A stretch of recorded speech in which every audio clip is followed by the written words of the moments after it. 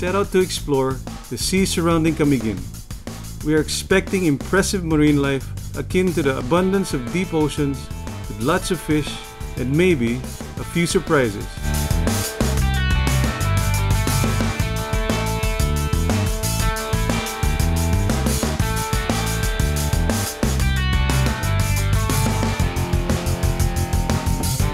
But on the first attempt, we encountered some problems. The currents were just too strong.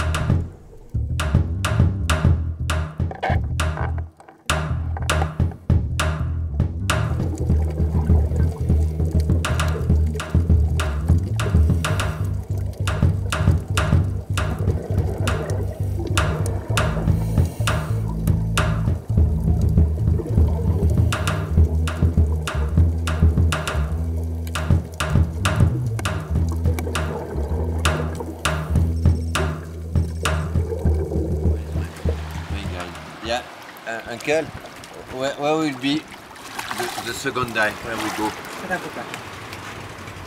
What kind?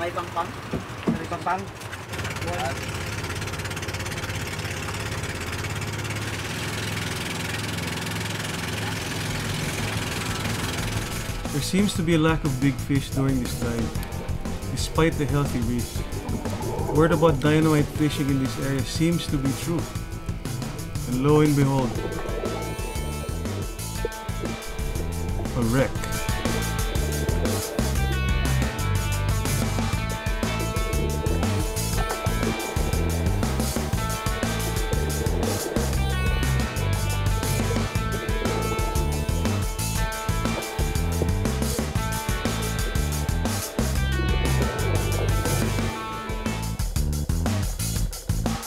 Wreck diving is one of the most sought-after activities of any scuba diver.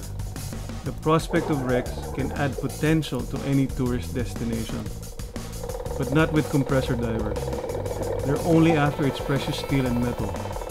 These compressor divers, in this case they're referred to as magbabakal, dive into deep waters using compressors stationed at the boat on the surface as their oxygen source.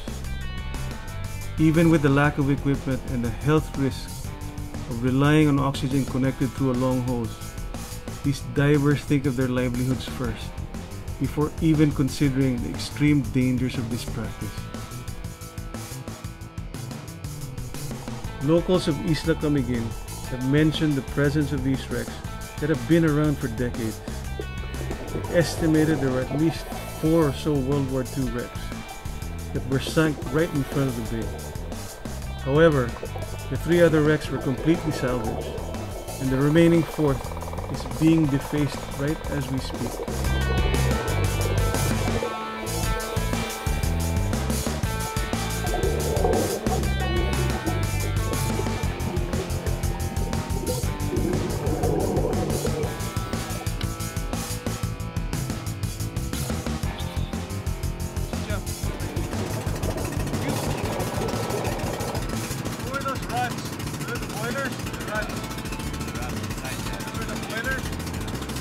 Before arriving in Babuyan, I did hear of at least 30 wrecks in these waters that were more than 50 years old. One wreck in particular is the USS Charleston that was part of the Spanish-American War that sank off Camiguin Island in 1899.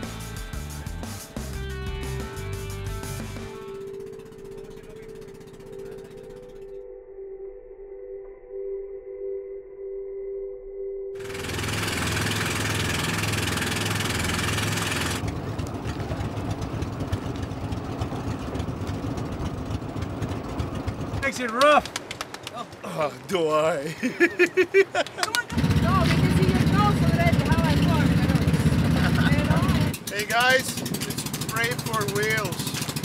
Despite the lack of humpback whales in our first attempt, we decided to try our luck the second time around. But maybe nature has something else for us. There. It's up there. It's up there. To the right. There. There. They're just playing around. They're just here. They're swimming. They're bobbing their heads up and down.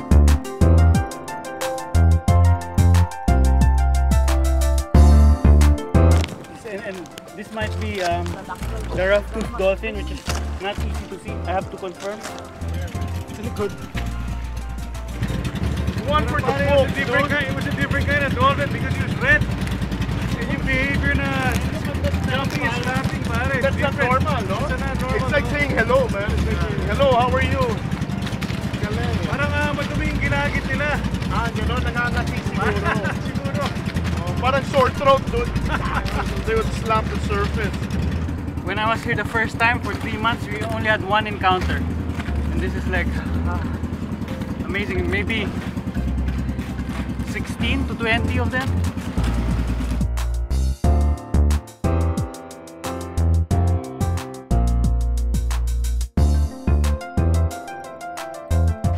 At this time, about 4 o'clock in the afternoon, I guess I was doing a real estate deal at this time of day. I was maybe in one of these development companies trying to close a deal. Yeah, I think that's what I was doing. I was stressed out. That's what I was doing a month ago. Yeah, that's what I was doing. So I will not exchange this for what had happened to me a month ago. Of course, we got to see some jumping dolphins, which was I mean, quite spectacular. You know, I've always seen dolphins just bow riding, and you know, just doing the typical stuff, going in front of the boat. But you know, they were flapping their heads and then flapping their tails. So, and then when I saw them come up, mapula yung ganito nila, di ba? Mapula or pink? Pink, or yeah, it's very different. So I've never seen that. What do you call those? Remember the species? It's rough-toothed dolphins. Rough-toothed dolphins. Steno bridonensis. You know, you have bragging rights. It's so hard to see them in the wild. No, with me naman, dude. It was like they were playing around. You know, they were also excited to see us. They were, you know, just jumping and diving. You know, and as if their head. They're really having fun. They're the That's happiest nice, animals on earth. Yes. Inside my head, I was thinking, oh, Anna's having a spiritual experience, but it's been said that dolphins, when you see them, you know, they have sex a lot. So they could be having sex. They have sex all the time. I mean, They do? yeah. That's why Worse they're the than happiest rabbits? animals on earth. I went to visit. I was just noticing that there was this lady. She had a nice basket full of gabi, and then I asked them all about the weaving, if they still did it here. The weaving is there. It's been passed on from generation to generation in this island, but they're not being supported by the local, you know, by the government, or they're supposed to be, but it's not getting to them, and it's just sad. But who knows? Maybe there are reasons why. We don't know why, but they would like to keep it alive. The coral was unbroken basically. You didn't see any bombing or anything that was done in the area. And the nice thing about it was the soft coral. It was just blanketed with soft coral. A lot of what do you call that? Antias. Sea fans. Sea Sea fans. They were white sea fans, and then they were really shallow. It was a shallow depth, so like 20-25 feet. So I've never seen so many at that depth. And then there's so many colorful little fish, the Antias. The current was a bit strong, but you know, again, it was worth it. The second dive, we did the Japanese wreck, and I've seen the wrecks in Coron, and of course this is not as complete as the other ones in Coron, but it was still an impressive shipwreck nevertheless. We even got the bonus of seeing those compressor divers actually doing their thing, you know, which I've never seen before. So How was it, dude, when you saw them? I mean, what was it like? You can tell it's really tough because that's free-flowing air. No regulator. No regulator, so nothing regulates the flow. So you just So you just have to regulate by biting down on the hose.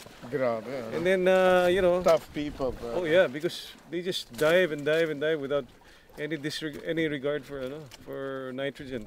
It's a pity though. You know, you can imagine, like you've said, you've been to Coron. Yeah. You've seen whole Japanese wrecks. Yes. and they contribute a lot to the local economy. And it's a waste. You have 3 of these boats here, and this one we saw, which was literally, I think, What do you mean? welded away, pare. Welded away. 2/3 of it is Was cut gone. off. Yeah. So, dude, you said that 3 boats are down here? Yes, 3 yes. wrecks? Japanese. But you know, it's Proceeded this ship breaking really is a big problem in the whole Philippines. Instead of preserving history. Yeah. All they care about is making the quick buck, and you know, if it's I know. metal, they want to sell it per kilo. Hey guys, Yeah, but all in all, man, What a day, no? look what at a that great day! Another great day. beautiful sunset here, guys. Yeah. We still have one more day to go. Ay, ay, ay. The last wild place wraps up the Camiguin Norte leg of the Babuyan trip. And guess who finally takes his equipment out?